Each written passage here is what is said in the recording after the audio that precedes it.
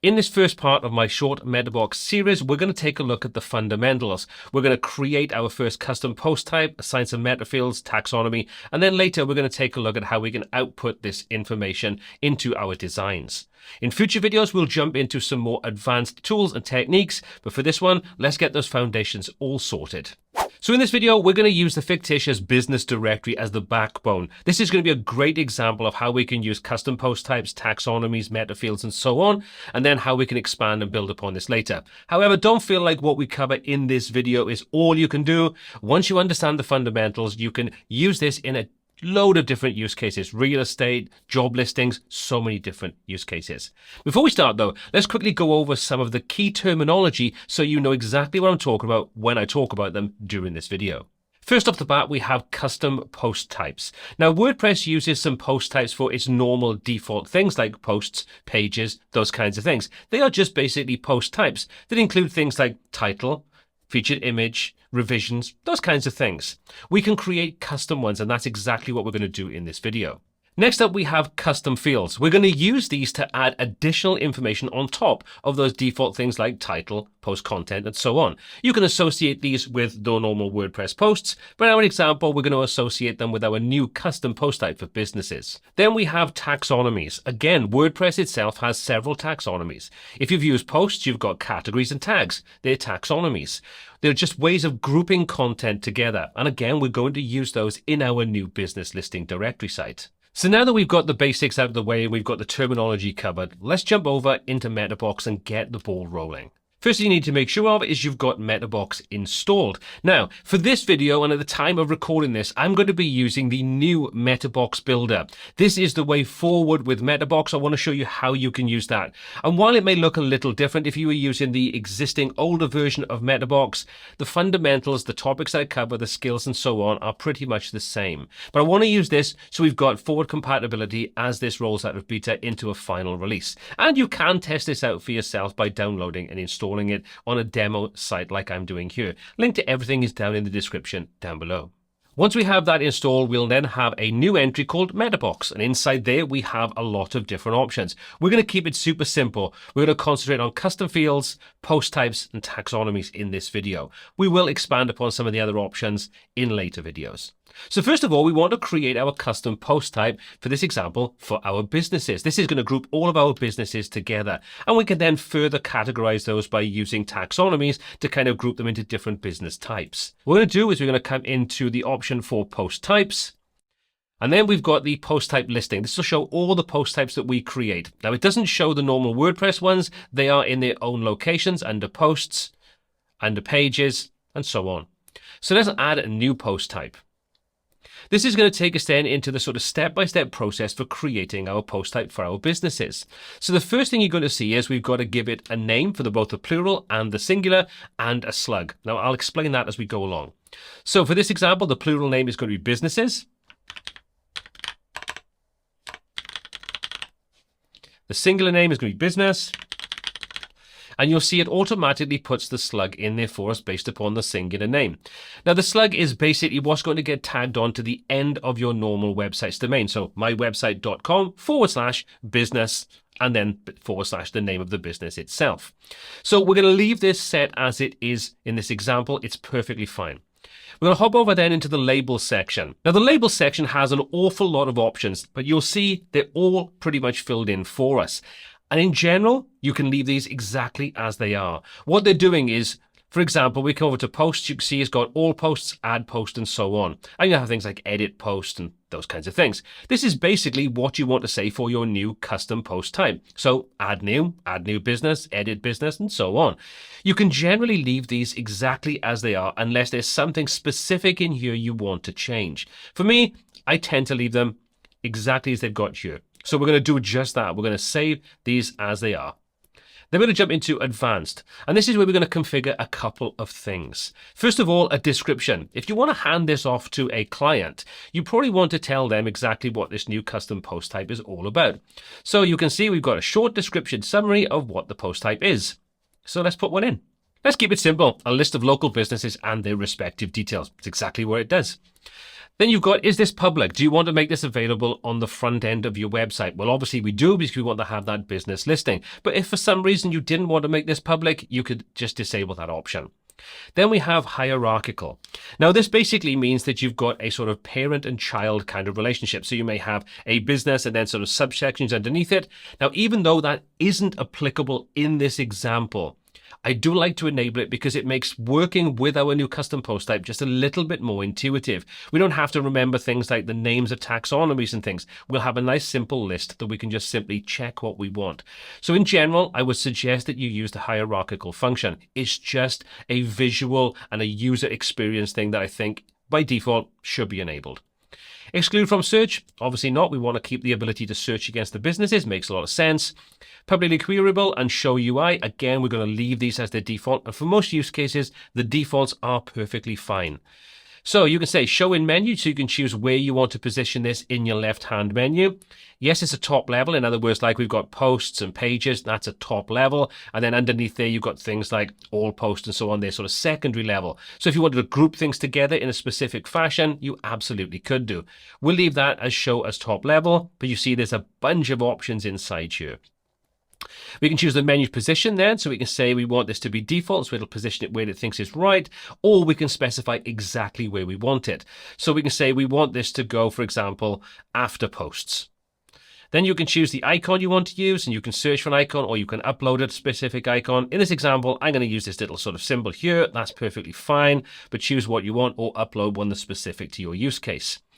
Then again, we've got a bunch of options here we're going to leave as default. So show in nav menus. Do you want to make this available in selection for navigation menus? This is inside the dashboard of WordPress itself, not on the front end. So we're going to leave that as yes.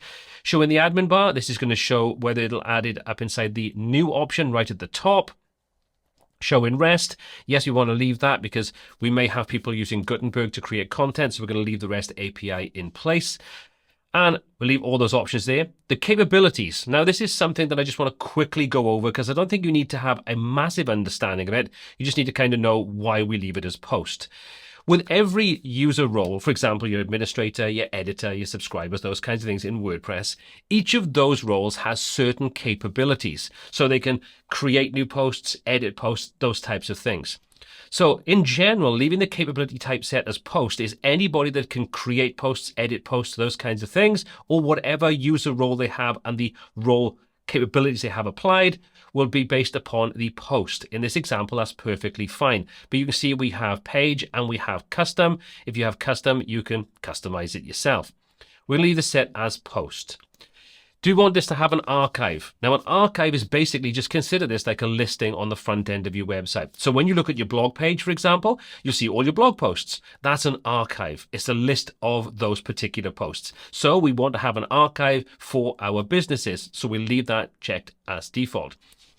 Custom archive slug. So if you want to change that from what we had inside the general section for the slug, you can absolutely change that inside here to something completely custom. Again, we're going to leave that as it is, and we're going to leave the custom rewrite as well. So they are perfectly fine. You've got the prepend permalink structure, which is not that easy to say. But what you see is this gives you an example. So if we've got business, for example, as our slug, are we going to then have things afterwards, like the business name itself? It'll be ourwebsite.com/business/ the name of the business we're looking at. Well, we can choose to disable that if we want to. So it would just be ourwebsite.com / the business name and just drop off the business sort of subsection. Again, entirely up to you if you prefer that. There's reasons why this is not necessarily the best way of working, but you can choose it if you want to. Then we've got the query variables. So this is going to pass it over using a query variable to specify we can sort of filter the businesses and so on. So we need to have that enabled.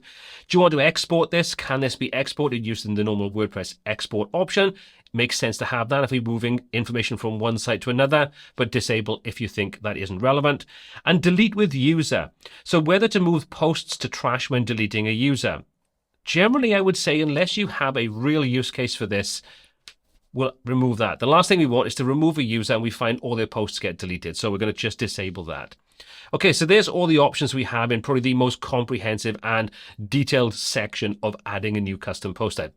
Then we've got supports. Now, When you take a look at creating a post inside WordPress, it'll generally have things like the title, it'll have the editor, which will be your content, a featured image, and you may have things like revisions, comments, attributes, different post formats, and so on, depending upon how you've got things set up.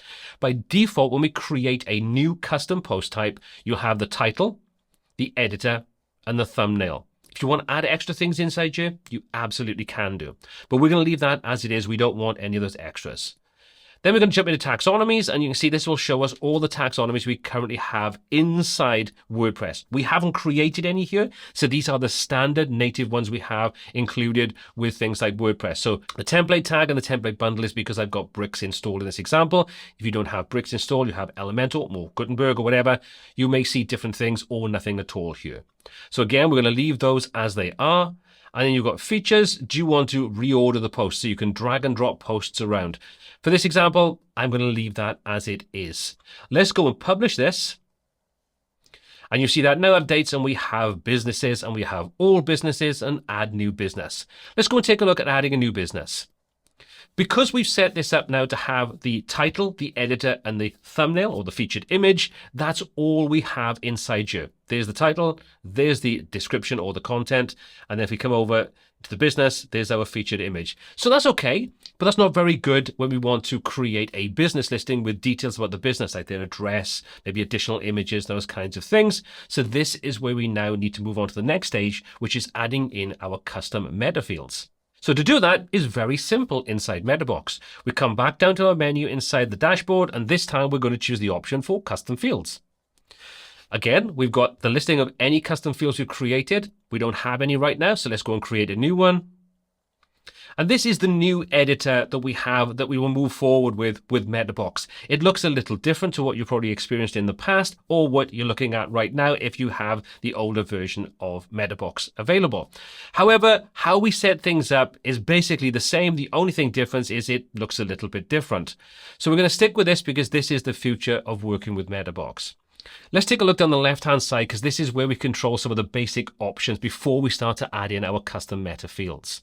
So first things first, we can give this an ID, we can set the location, we can apply some settings, some rules, conditional logic, and so on. So the first thing and the most important thing we need to do is choose where these new custom meta fields are going to be associated. By default, it'll associate them with the standard WordPress posts. We don't want that. We want to associate with our new business custom post type. To do that, super simple. Come to the location. You can see we've got the rule. It's set to post type, which is perfectly fine. There are additional options inside here if you want to associate meta fields with a taxonomy or a user and so on. For this example, post type is exactly what we want. We will take a look at some of those other ones a little later in future videos. Then you can see it's associated with posts. We don't want that. So let's get rid of that. Click the X, choose the drop-down list, and we want to look for our new custom post type of business. Choose that from the list, and we've now added it in. We don't need to add any advanced rules or anything like that. We simply want to associate all these new custom meta fields with our new custom post type for businesses. So let's take a quick look through some of the other options inside here. You can see we can position things after the content on the sides. In other words, does it come after the sort of details for our post at the bottom of our screen, or do we want to put it into the right-hand column inside Gutenberg? It's up to you. If you've got shorter pieces of information that don't require much space, putting them in the right-hand column is actually quite a nice way of working, and it keeps things a little bit simpler and easier to work with. In our example, that makes a lot of sense because it's just some basic information. So what we're going to do is we're going to say, let's pop that into the side. Then you can choose the priority. How high up or how low down does this come?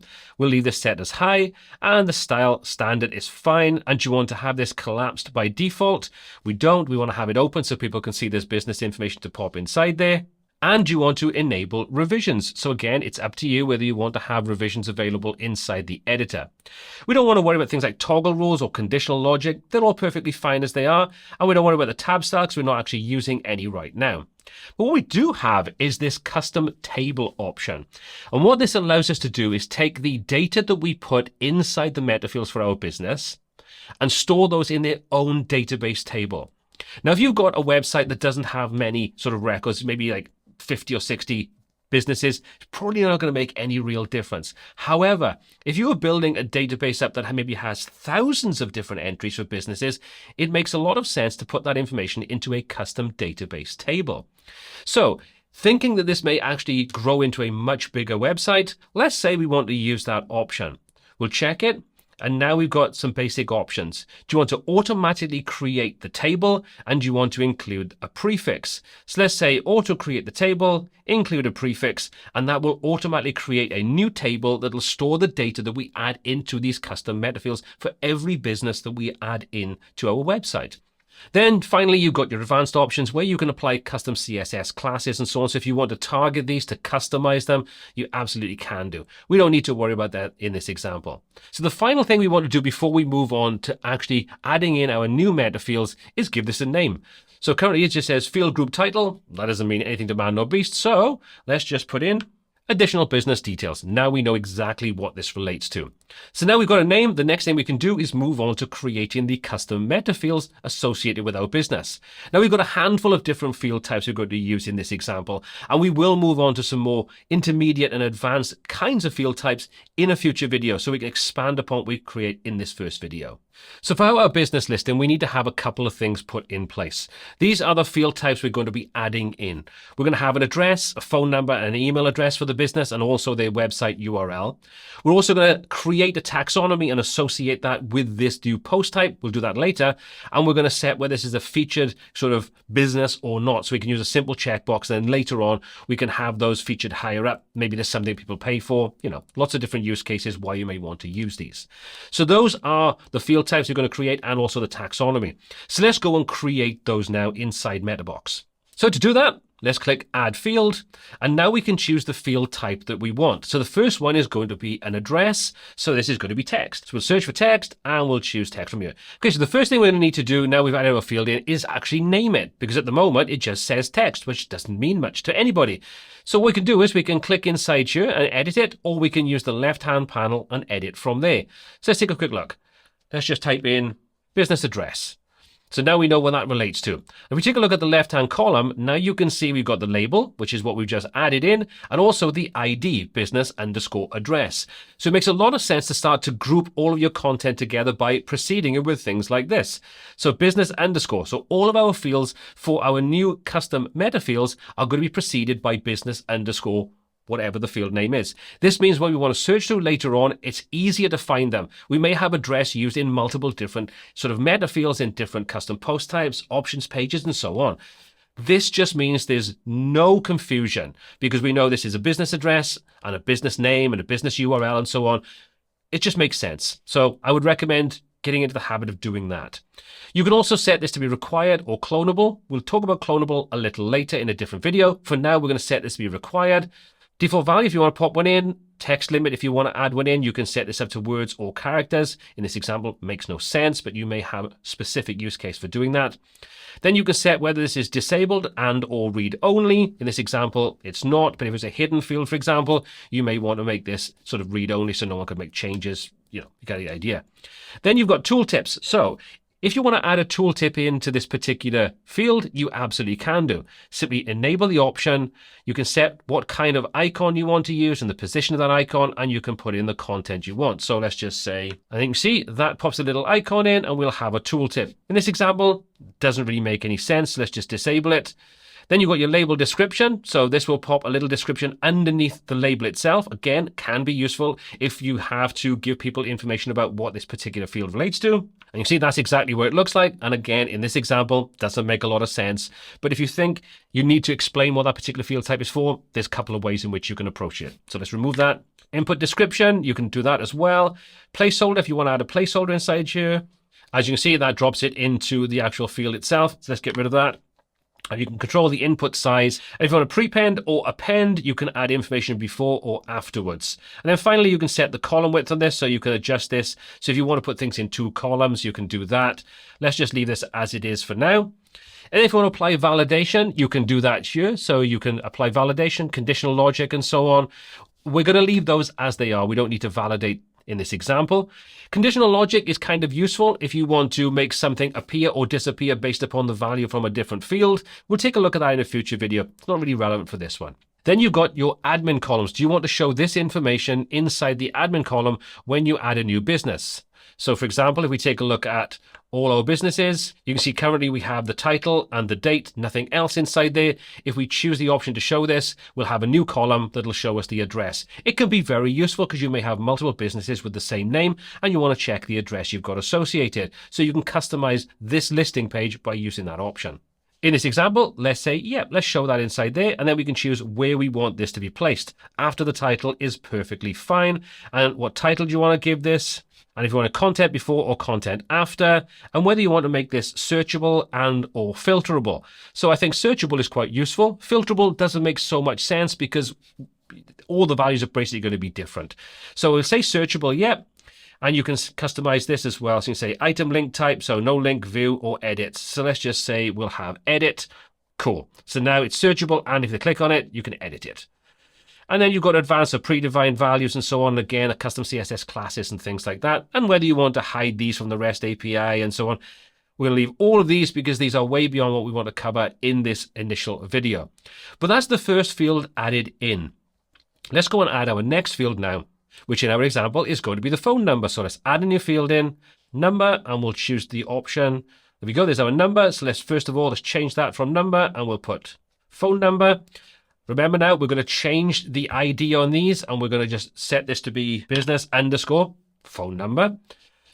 We can choose then things like the limit, the default value, and so on. We don't want a tooltip. Again, it's all pretty self-explanatory what this all means.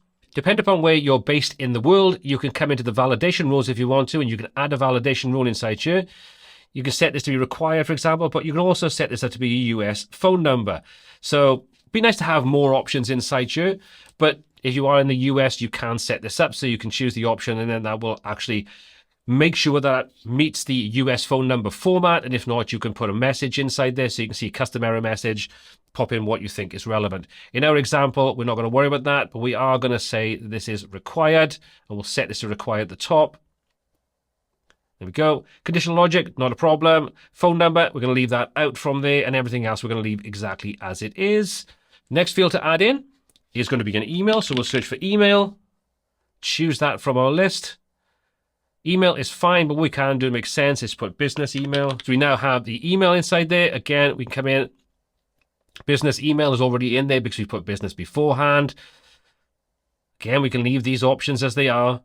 Go to validation, open this up, change this over and say this is email. And we can change this message. There we go. So we've now added a validation rule in. So if they don't put a valid email address in there, it'll pop up with a message telling them to please do so. Show in the admin column. Again, you can choose to do this if you want to. For this example, I'm going to leave it out. We'll add a new field in. This one's going to be a URL field. There we go. So we're going to say business website, and the ID is business website as well. So like we've done before, we're going to come down to the validation, choose the option from here and set this to be a URL. And again, we'll put a custom message in, and we'll put some information inside there on how it should be formatted and so on. So there's our rule. We'll say, we'll show this one in the admin column. We'll set this to be after our business address. Pop a title in as well, and there we go. Do you want to make this searchable and filterable? We'll say searchable like we've done before, and we'll choose the edit option. Everything else we left as it is. And our final one I'm going to add in is our featured option. So let's add a field in, choose checkbox, give this a name, and make sure we come back up, and we'll just come into the ID, and we'll do business underscore featured. Check by default? No, we don't want that to be checked by default. This is something they have to check when this new business is being added in. And again, you can see we've got some more options inside here for tooltips and so on. So let's add a tooltip in, and let's put some content inside there. So I popped in the help information. We'll use the dash icon, that's fine, and the position is all looking good. So we'll leave everything as it is there. We'll choose the option to say show in admin column because it makes a lot of sense to be able to see if it's a featured business. So we'll do that after the title, and we'll just pop in featured as the title itself. Final thing, let's just make those filterable and edit. There we go. So now we've done everything we need. So let's go and publish this. And there's our new details added in to our new custom post type. Let's go and take a look. Now if we come over and add in a new business, we've got our title and our details, and we've got our featured image, and we also have now our additional business details: address, phone number, business email, business website, and featured. So now we can fill those details in, and we can add a business in. Before we do, though, we need to have the ability to be able to organize these and group them together by the types of business. To do that, we're going to use a taxonomy. So let's create a taxonomy, and then we can put all the pieces together and be able to create our first business and have everything set up. So to do that, like we've done before, let's come back into MetaBox. This time we're going to choose the taxonomies option, choose add a new taxonomy. So now we've got a layout very similar to what we had when we create our new custom post type. So the first thing we're going to do is give this a plural name. So this is going to be business types. We'll copy that and just put in the singular of business type. And you can see that'll automatically create the slug for us. Coming to labels, again, you see we've got a similar setup to when we create a custom post type. And again, you can generally use all these as they are. You shouldn't need to change anything, but you can if you want to. Advanced allows us to customize a few things. So a lot of the same options are going to be inside here as when we created a custom post type, and they're going to basically work in fundamentally the same way. Again, we're going to use the option to set this to be hierarchical. Makes a lot of sense. And we'll leave everything else as it is inside here, but we are going to come in and we're going to say show it in admin column so we can see exactly what business type it is inside our business listing. This just makes the whole sort of way of working just a little bit easier to see what's going on. Again, you've got the option to prepend that sort of permalink structure. Again, if you want to, you can do. And we're going to set this to hierarchical URL. Yep, we're going to do that. Then we've got the sort option. Now, you can basically leave this as it is unless you have a very specific way in which you want to sort the taxonomy entries. For example, if we are using things like, we want to sort them by alphabetical order or numeric order, we can just do that directly inside whatever tool we're using to output our taxonomies. Elementor, Bricks, Gutenberg, those kinds of things. But if you have a very specific way in which you want to order things that doesn't easily lend itself to one of those techniques, you can set this up and then you can drag and drop things into a specific order and then not use any kind of ordering option. When you output the information, it'll follow exactly what you set up. In this example, we're going to use alphabetical order, so it doesn't matter, but it's there should you want it. Next up, your post types. What do we want to associate this new taxonomy with? By default, you see, is chosen posts. Not what we want, so let's just get rid of that. We want to associate it with our businesses. So let's choose that. There's our custom post type. Job done. Permissions goes beyond what I want to cover in this kind of foundational video. So we'll leave that as it is and we'll say publish. So now we've published that and associated it with our new custom post type. You can add custom fields if you want to a taxonomy in exactly the same way as I've just shown you. We don't need to at this point in time. Maybe in the future we'll expand upon them. For now, we'll leave them as they are. So let's come back to our businesses and let's take a look. You can see we now have a new entry called business types. That is the new taxonomy we created. Let's open that up. And this just goes into the typical way in which you create taxonomies inside WordPress, in the same way as you do categories in post, tags in post, and so on. So let's add a couple of different business types in here. So what we do is put the name in, and we'll say add new business. There's our new business type inside there. And I'm simply going to add a couple more in here, so we've got a few entries when we add in our first business. So let's keep this super simple. We've got retail, accommodation, and food and restaurants. Now let's go into add a new business. And now you'll see we've got business types, which is our new custom taxonomy, and they are our business types. So let's add a business in now so we've got at least one business to see how this all looks. And there we go. So we've added the content in exactly the same way as you would with any typical post inside WordPress itself. We've got our content, our title, our featured image. We've chosen what business type it is, and we've got some basic business info for their business address, phone number, and so on. So now we hit publish. That's been saved. And if we come back out to our list, there's our new business. There's the name of it, whether it's featured, the address, the website, the business type, and the date it was published. So now we can add additional entries inside here, and we've got everything set up for our new businesses, our custom post type, our custom taxonomy, and those custom meta fields associated with that. So that's the basics, getting everything set up and running. The next thing we're going to need to do is take a look at how we can output this onto a website. Now, if you're finding this video useful, why not give it a thumbs up? And while you're down there, why not hit the subscribe button as well to be notified when new content just like this is released. But if you're not enjoying it, well, you can hit the thumbs down button twice, as that seems to work pretty well too. Anyway, let's get on with the tutorial.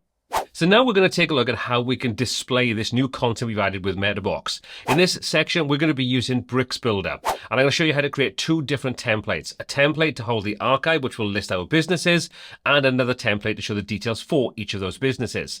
So to do that, we're going to jump into the Bricks section. I'm going to come into templates. From here, we're going to add a new template. We're going to give this a name. I like to ensure that I name things in a very logical fashion so I can see at a glance exactly what they relate to. So business archive template. We're going to set the template type inside here to archive, and we're going to click on publish. Let's edit this with bricks. And now we can start building out our archive template. So let's start off with just simply the archive. We'll worry about styling and things a little later. So the first thing we're going to need to do now we've created this template is assign where and when this is going to be used. To do that, we simply come up to the settings section, and from there we're going to choose the template settings and conditions. We're going to add a new condition, and we're going to tell it exactly where we want this to work. So we're going to drop this down, and we're going to choose the option for archive. Then we're going to choose the archive type, which in this example is going to be a post type for our custom post type of businesses, and our archive post type is, funnily enough, businesses. So there we go. So we've added a condition in for when this particular template is going to be used. Now you can stack additional conditions if you want to here, or add additional post types if you add them and they want to use the same template layout. For this example, we're keeping it really simple. Let's populate our content so we can see exactly what's happening when we insert content into our design. So again, we'll drop this list from the options down. We're going to choose archive posts. And then we're going to choose businesses from here, and we're going to click apply preview. That will save and reload the page, ready to start pulling in dynamic data. So now let's build this out. We're going to add a section in, and we're going to name this section to business listing, and then we're going to rename this container to business loop so we can see exactly what each of these is going to actually relate to. So inside the loop now, we need to create the card that's going to hold the information for each one of our businesses. We're then going to loop through this so it'll kind of repeat based upon what we do. I'm not going to worry about styling things. We're going to build things out, and I'll quickly apply a little bit of styling at the end so you can see what it can look like. So let's come over to the elements, and from here we're going to add in a block. We're going to rename this block to business card. So again, we can see exactly what this relates to. Now inside here, we want to add a couple of basic elements. So we're going to come over to the plus, and we're going to scroll down to our basics. We're going to add a heading in. We're going to add an image in. We're going to add some basic text. And finally, we're going to add in an icon list. There we go. So there's our basic elements in place. So what we're going to do is let's get to this icon list and delete the ones we don't want from here. So we're just starting off with basically a kind of clean slate. Now we need to kind of map the information to the data we want to pull in. Before we do that, let's create the loop. Otherwise, when we map this data, we won't see anything because it doesn't know what data to actually use. To do that, we're going to select our business card. We're going to come over and we're going to set this to be a query loop. And from there, we're going to open up the query options. We're going to set our post type to be businesses. You can set your ordering inside here if you want to. So for example, you could say you want to have them set up by title and so on. And if you remember back earlier on in the video, we talked about having a custom order. If you wanted to use that, this is where you wouldn't kind of set any order up. So what we're going to do is we're going to set this to be by title. So they'll go alphabetical, and we'll say ascending. There we go. That's cool. Okay, so now we've got the basics of our business card in place. Let's go and map the data so we can see what's being pulled in. So let's start off with our heading. We'll select it. We'll come over and we'll click to get rid of that. And we'll choose our dynamic data option and open up post. And from there, we're going to choose our post title, which in this example is the name of each business. Choose that. And then you can see now that pulls the information in. We'll set this to be a H3 tag so we can keep semantics when we have a sort of title section at the top where we'll have a H1 for the name of the actual page. H2 will have a subheading, and H3 is going to be the heading of each of the businesses. So semantically, it makes sense. The image, same thing again, select that. We're going to come over to our dynamic data and drop that list down, scroll down till we find the featured image underneath the post section, add that in. That now pulls the images in. Come to our basic text, remove the information from here, open this up. We're going to choose the post excerpt. Now there's a little tip for you. Even though we're not actually using a excerpt inside our setup, by using the post excerpt here, you can still control what word limit you want. So for example, say we want 15 words. We'll put a couple of dots afterwards so people can see there's more information. So it just kind of replaces one with the other. So if you're not using an excerpt, you can still use this. It's not going to break things. Obviously, you can use the post content if you want to and have similar sets of options. Okay, and finally, the icon list. So we'll just set one icon inside here. So what we'll do is we'll delete this. We'll add a new icon in. We'll clear out all the stuff that's inside here. We'll choose an icon. Normally I would upload icons here, but we're going to simply just use something that's already installed as part of Bricks so you can follow along exactly the same as me. So we'll come in and we're going to just say we want to search for a pin, for a map pin, and we'll select one from our list. There we go. Color, we'll set this to be one of our colors. I haven't set a color palette up inside here, so it's not particularly a problem, but we'll just choose a random color from here. Icon size, set this to 1.6 rem. The label, we can now pull in dynamic data. So what we can do is we can reference our dynamic data. This time we're not going to use post. We're going to come down and we're going to choose the option for MetaBox Business. This is some of our custom meta fields. So we can open this up and you can see there's our address, our phone number, business email, and so on. So let's just pop in the address for this example. The process is exactly the same to keep on adding more on here anyway. We'll set our label size. We'll set this to be something like 1.2 rem. Set our color. There we go. So you can see now that's pulled in the address. You can obviously control things like spacing and styling and so on. Like I say, I'm not going to worry about that in this video because I think that's something you're probably more than capable of doing yourselves. So there's some basic info inside here. Now let's go and tidy things up to make it look a little bit more like a proper list as opposed to just a bunch of data dumped on the page. So to do that, we're going to come up to our business loop and select it. We're going to come over to our display and we're going to set this to be grid.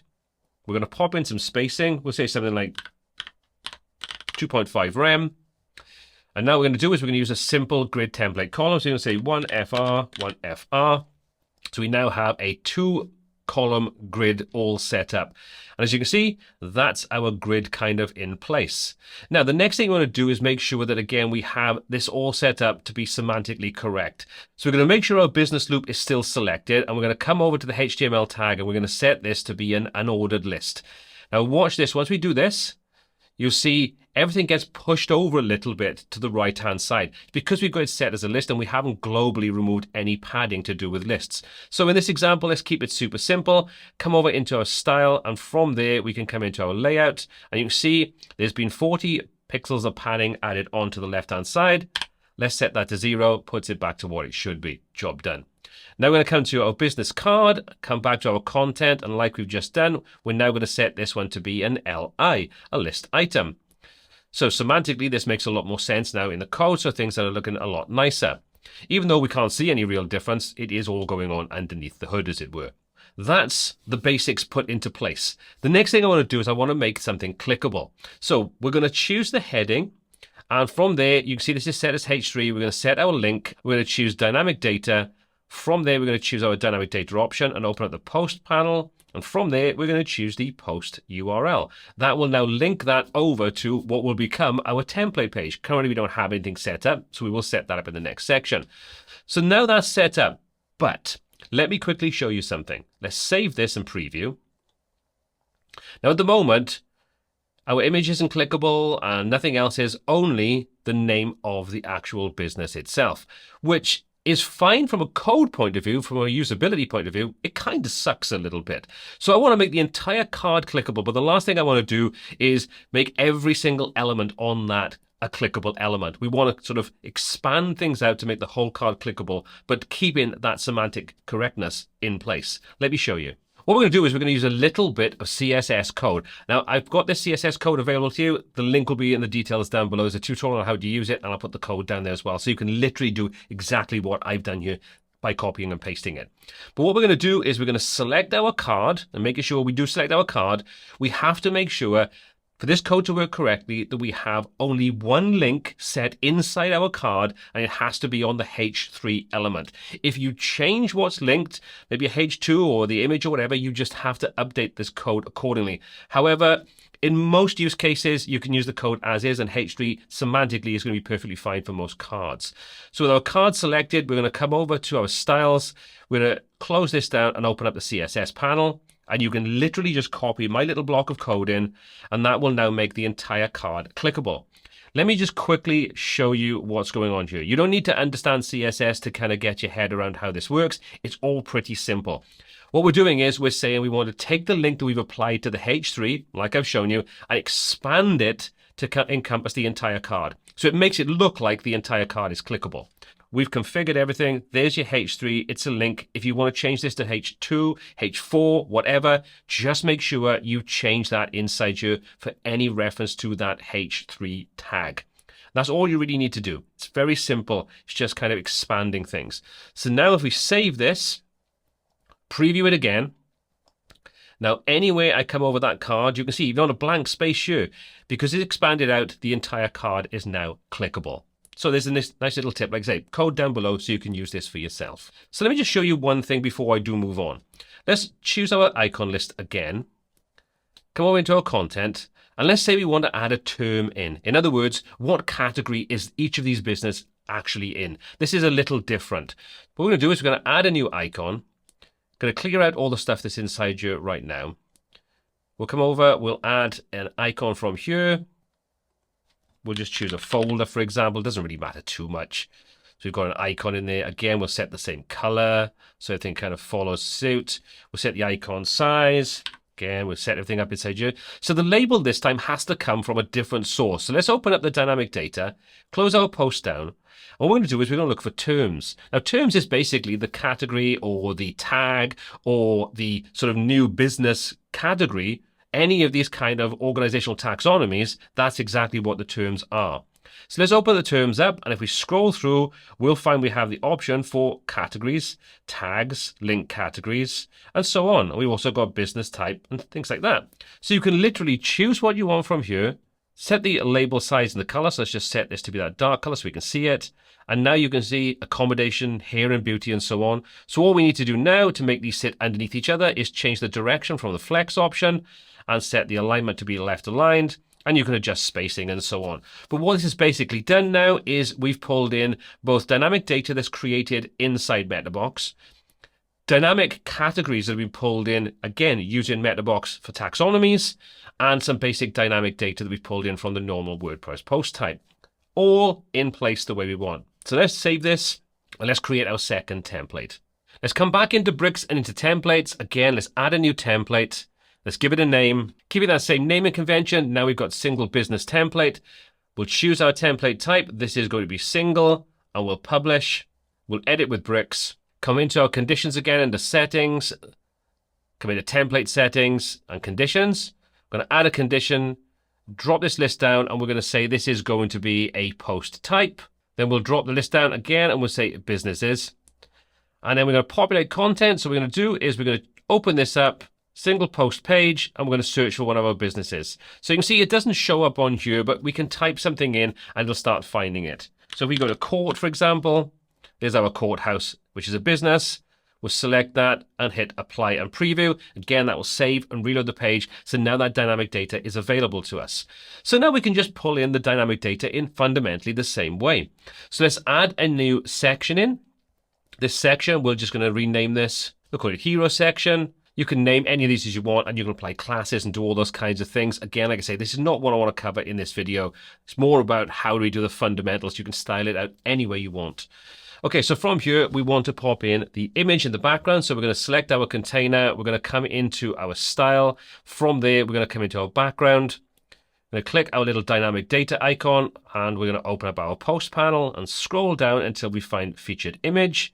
There's our featured image. We can see part of it. So now we need to do is just set some options up inside here. So we're going to say image position is going to be center to center. We don't want any repeat, and we want to set this to be cover. Cool.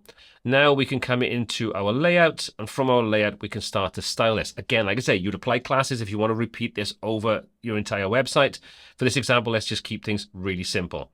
So we're going to say a minimum height of 60 rem. There you go. We're going to add a little bit of spacing above and below. So let's link those together and say something like 4 rem. And with our container, again, still selected, let's come over into our borders. And we're going to apply some rounded borders just because it kind of looks nice. We'll say 3 rem. So we now have rounded borders. Make sure things don't fall apart. So we're going to come over into our overflow. We're going to set this to be hidden. So anything that kind of goes outside of the shape that we have there will be cut off and we won't see it. Finally, let's come into our gradient and overlay. Let's simply apply a simple overlay to this. Add a color. We'll set this to be dark color and we'll adjust the transparency to taste. Something like that. Doesn't really matter too much in this example. And now what we can do is we can just pop some content inside there. So let's come over into our content, into our elements. Now we could grab the post title from here if you want to, and there's nothing wrong with that. You can see we can pop the post title in, and that will add the post title in the top corner. You can also simply use the normal text element and assign the dynamic data that you want in exactly the same ways I've just shown you inside the archive listing. For this example, let's use this. We'll say choose our container, and let's come into our content, and let's align things a little better, align things to the center, and align things to the center horizontally and vertically. And now what we can do is we can come into our styles, and we just customize the typography a bit. Let's apply some basic colors and things to it. There we go. So there's our courthouse. Again, you can add whatever else you want inside here. So we'll say we're happy with that hero section. Let's now come in and add another section in, and this is going to contain our actual data. So first of all, let's just insert some content inside here. Again, I'm not going to bother about styling. I just want to show you how to get everything output on your page. Come back into our elements, and from here, we can pop in our post content. If you want to, you can add things like post navigation. We can also come in and add some additional information. So again, let's say we want to search for metadata. We'll click to add that metadata in. We'll position that above our content. We'll choose our container. We'll rename this to content. And with our content selected, we're going to come into our content, and we're going to just go into our row gap and apply some spacing just so you can see how everything spaces out. Okay, so you can come into our metadata, and what we can do is let's get rid of all this stuff we don't want. Let's choose this first one. Author name is fine, but we don't really need that, so let's get rid of it. Let's just say date this was added. Nice thing with this is we can easily add things at the beginning, so put added at the beginning. Cool. Want to add more in there? Not a problem. Let's just add another one in. Clear out the information that's on there. Again, choose our dynamic data. Close this down. Let's close terms down, and let's come down to our additional business information. So our business address, add another one in. A website, for example, and you can carry on as you want. Drop in separators, those kinds of things. This is just one way in which you can do it. You can add this in so many different ways, but we've basically created the second template. So let's just simply save this and test everything out. So we can easily pull in dynamic data that we've created inside MetaBox into our designs using Bricks Builder. So with a little bit of time and effort, applying a little bit of styling and customizing things a bit, only basically, we now have this business listing page. As you can see, it pulls in all the data we've seen. The entire card is clickable like I've shown you. We can click. That'll take us through then to the actual full details about that particular business. We've got the navigation at the bottom. We've got our custom details inside here, which is pulled in from MetaBox. So we have all the basics in place. So you see now how we can use Bricks to be able to output that data we've created inside MetaBox. This is the first video in a series, so I will be showing you how we can take this to the next step, and we'll take a look at how we can then output that data again using Bricks Builder. But hopefully you found this introduction useful. As always, all applicable links are in the description down below. If you've got any comments or feedback, please do drop those in the comment section down below. My name is Paul C. This is WPTuts, and until next time, take care.